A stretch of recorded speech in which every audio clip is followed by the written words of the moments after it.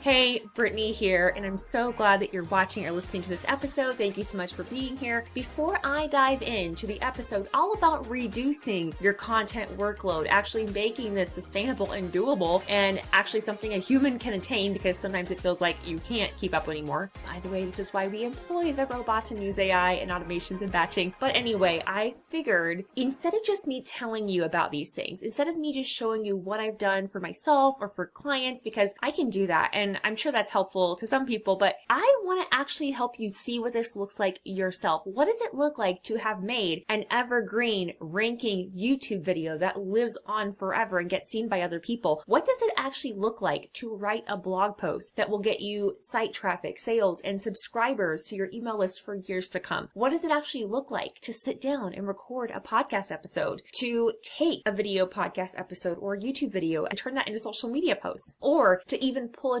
transcript from one of those things, YouTube video or podcast episode, or even a live video, and turn that into Threads posts, Facebook group posts? Why not just have you come do it with me? You get to come behind the scenes with me as if you're one of my clients and I was doing this with you, and you're going to get some content done out of it. Now, I can't do done for you content for, even dozens of people, right? And I have no idea who will come to this, but this is the goal. You're going to come to this challenge. You're going to do the work with me on these 5 days, April 14th through 18th, 2025. So if you're watching or listening in real time, you can come with me and do it. If you are watching or listening sometime in the future and that time has already passed, you haven't missed out, because I will have a place in the episode description for you to go back and get these videos dripped out to you one day at a time, and on your own time you can work through these, and you'll even have a special offer at the end. So either way, you can't lose. And by the way, if you do come live, you're going to be the first to hear about my evergreen content engine, and I don't know what I'm going to name the actual program yet. By the time I put my sales page up, it'll have a fun name, but the idea is you're going to spend a year crafting quality content that is evergreen, and ideally we're going to use batching, automations, and AI so that you never need to post again unless you want to. It's going to be your core posts that build your online omnipresence without you having to be present. So that is the idea. I'm really excited. I can't wait to talk more about it, but I just want to make sure you know about that. So put April 14th through 18th on your calendar. Now let's talk about ways to reduce your content overwhelm and your workload with marketing. I have often heard TPT seller coaches, consultants, all these folks say, if something isn't giving you a return on investment, just drop it. It's that easy, right? Well, just because something is simple does not mean it's easy. There are so many reasons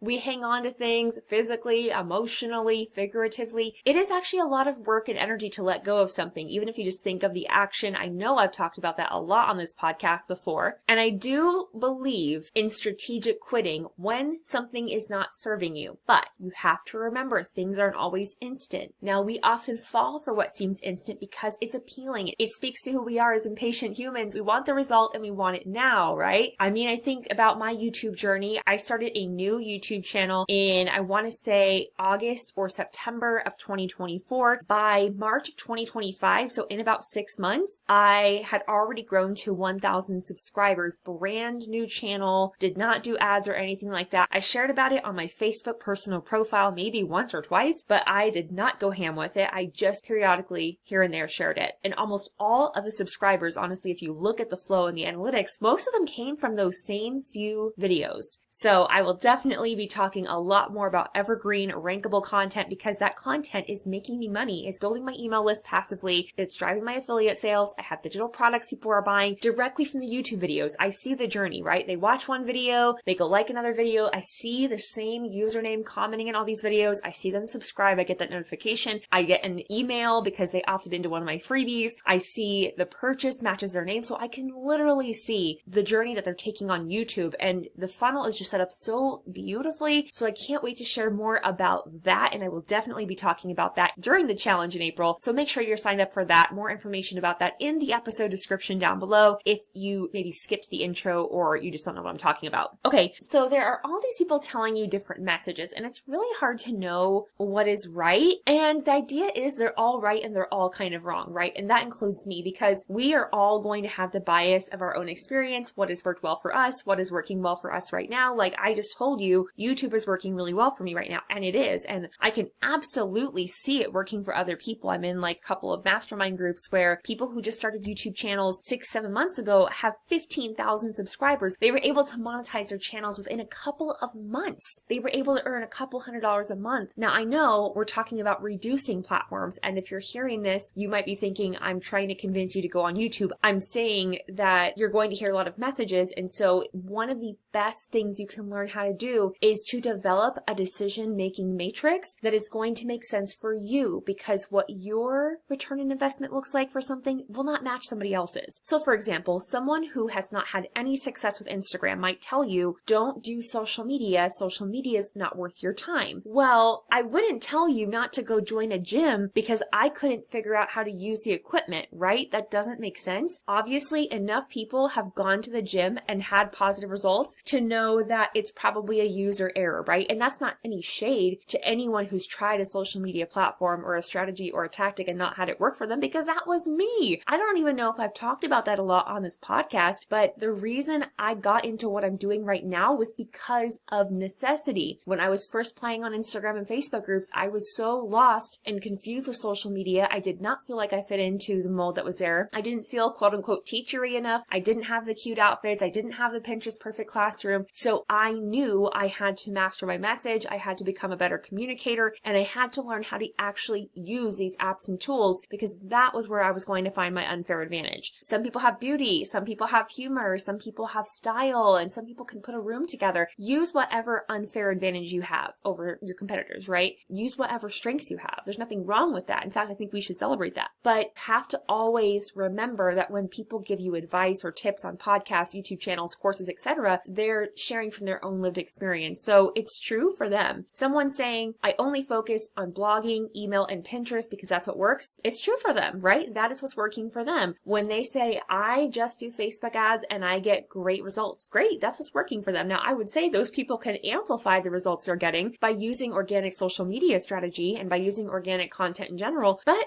they don't have to. I mean, Jamie Jasperson, she and I were just talking. We just hosted the Spring Fling event. And by the way, it was so good. Put it on your calendar for next year to set some reminders to go do it, because it was so good. I talked about SUBSTACK. I talked about how I'm really using SUBSTACK as its own little microcosm to get more content out there to the people who really want to hear it, because that's another thing too. When they're talking about ROI, we have to remember in our content, we always have to talk to the person who is the most ready to buy, who is the most excited about what we're creating. We're not talking to the people who aren't agreeing, right? I mean, some of those will be in the audience, of course. Nobody's going to agree with someone 100% of the time, but you have to just assume whatever you're saying, like the person who's listening, like this is what they need to hear, because otherwise you're going to be too in your head to create anything. Okay, so there's that. So we're talking about reducing platforms. You're going to hear all these mixed messages. Should I use social media? Should I not? Should I use Instagram or should I not? Which platform is better for sellers? This person says Facebook groups. This person says Instagram. This person's getting results on TikTok. That is always going to be true. There are always going to be people who are selling a particular solution to you, and not even just selling it, but just promoting it because that's what they believe, that is what has worked for them. There's nothing wrong with that. I think we need diversity in the teacher seller space, and honestly, I think we're lacking it sometimes. We hear the same things from the same people over and over again. We see the same speakers at the same conferences. There's no shade on that, because I love these people who keep getting selected, but when we have more voices, we also have the problem of we're going to get conflicting information. That is just the way it is, and as Teachers Pay Teachers becomes even more established and more profitable, and as more people join the space, you will get more and more voices because there's more business infrastructure to support more coaches and consultants and people coming in. Okay, rant over. So now that we know that there are going to be all these different takes and strategies and tips and platforms, how do we decide what to cut? Because people are going to tell you, well, pick the one that's not making you any money. Well, how do you know it's not making you money? Let me give you an example. From YouTube, on that channel I was just talking about, yes, I can see the direct journey the person is is taking. I can see that person is clicking on my affiliate links and making purchases or buying my digital products. But even if they weren't buying right then, how do I know that that person who got onto my email list isn't going to buy tomorrow or 2 days, weeks, or years from now? I don't know that. There's always a risk of wasted time, money, and energy when you're doing any kind of business activity, not even just marketing. I actually heard a really good episode from Alexandra Baxter. Shout out to her, terrific Teacherpreneur podcast, really good. And she was talking about, and I can't even remember the title of the episode, I'm so sorry, but she was talking about how even creating products has risk. And she's absolutely right. When you create a product or an offer or a service, you're always risking the idea of wasting time or money or energy because maybe nobody will buy your product. Or maybe you spend 5 hours making it, but you only make like $3 from it, right? Like you are always risking that. So spending the time and energy thinking about how am I going to waste the least amount of time is usually not a very productive place for you to be. Instead, I like to use this decision-making matrix. And if you have been listening or watching for a while, you've probably heard a variation of this, but I've updated it. So it's not the same, okay? So you have a few questions to ask yourself. Is this right? This is a new addition because I used to just say, is it right for you? Is it right for me? But I do think that there are some things that are just plain right and wrong. And that might even be a sticking point for some of you. You might say, nope, truth is completely relative. I don't think so. I think there are some things that are just objectively right and wrong. And I don't want to do things that are objectively wrong. So the first question is this right or wrong? Okay. If it's wrong ethically, morally, even if it would be beneficial to me financially, I don't want to do it. And sometimes you're going to make mistakes. I'm not saying that here. Like sometimes you're going to do something you didn't know it was wrong. You find out later. That is a human experience. But I'm saying if we know it's wrong or if we have a feeling it's wrong, like, ooh, I see so many people selling Dr. Seuss resources. Should I just go ahead and make one? Nobody's probably going to catch me. It would be really profitable. It's not right. So I'm not going to do it. Okay. And then that would be the end of discussion. I can save my brain energy for other tasks, right? So is it right? Next question. If it is right, like it's morally, ethically, legally, okay. Is it right for me? So for example, I was just talking about YouTube and the success I've seen for myself, for others, and so many other sellers and teacherpreneurs. And you might think, oh my gosh, people are having amazing results for YouTube. Then you have to ask yourself, is it right? Yeah, there's nothing wrong with that. Okay. But is YouTube right for me? Do I want to be on video? And you actually don't have to be on video. You could have a faceless YouTube channel. Like there are so many different types of ways to create content, but you might just be in a season of life, which we'll get to next, where that's not really possible. Maybe you have 3 kids under 5. So if you're in a season where it's really difficult to record videos or you don't have a quiet workspace or whatever reason, you might ask yourself the next question, is this right for me right now? And the first 2 were yes. Yes, this is right legally, morally, ethically. Yes, this is right for me. It works for me. It would be either profitable or strategic for me to do so, but it's not the right season. Then that is something you want to table, right? 3-6 months from now, maybe 3-6 years from now, which I know it's so hard to think in those kinds of terms with a teacher business because often so many of them don't make that much money. It's like, man, I'm making $30 a month right now. Do I really want to be thinking 5 years into the future? Well, that's how these things work, right? Every single business starts from zero. So you've got to decide, am I going to invest in this? Yes or no? If so, what is going to be the right thing or the next thing for me? And that matrix saved me so much time, so much energy, so much money. Is it going to be right every single time? Of course not, because I'm human. But I think about how many courses, memberships, programs, speaking opportunities I have turned down this year because that matrix made it very easy to make a quick decision. And I do truly believe the faster you're able to execute and operate in this space, the better of an advantage you're going to have because most other people will have ideas. They might even have skills, right? They have teaching experience. They've got some graphic design prowess, but they're not executing fast enough. And if you think about this, if you only have maybe 2 hours a week to work on your business, that's 104 hours a year, okay? That's about 3 weeks of a full-time job. How long is it going to take if you're not using that time well for you to see any substantial return on your time? It's going to take a long time, right? So I do tend to believe that success follows speed, to move as quickly as you possibly can without burning yourself out or taking breaks. Like I will sprint, and then I'll back off. Sprint.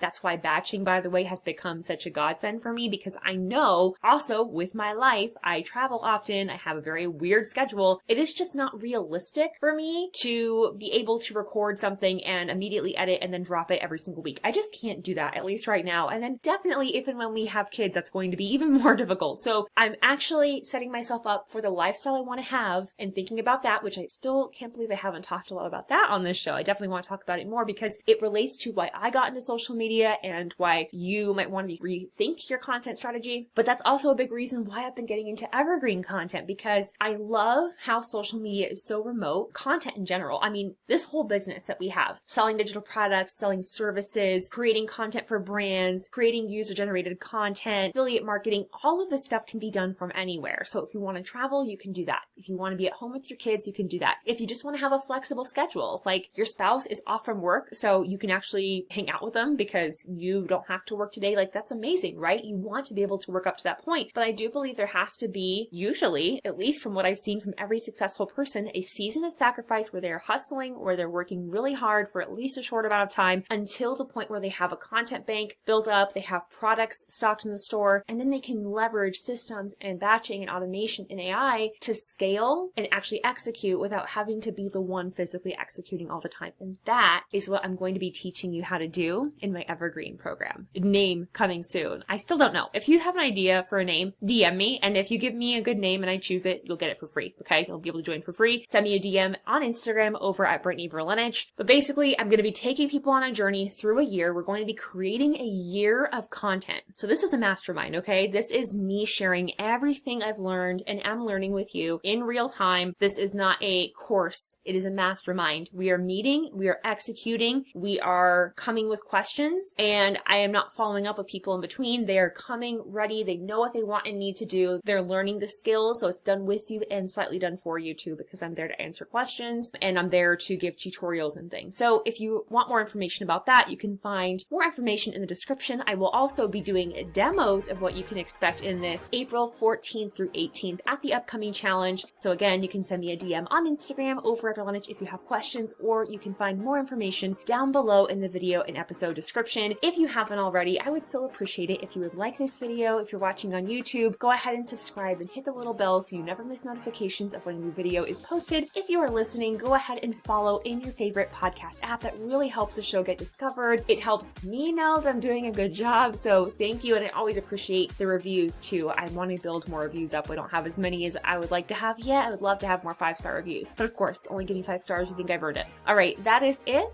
Talk soon.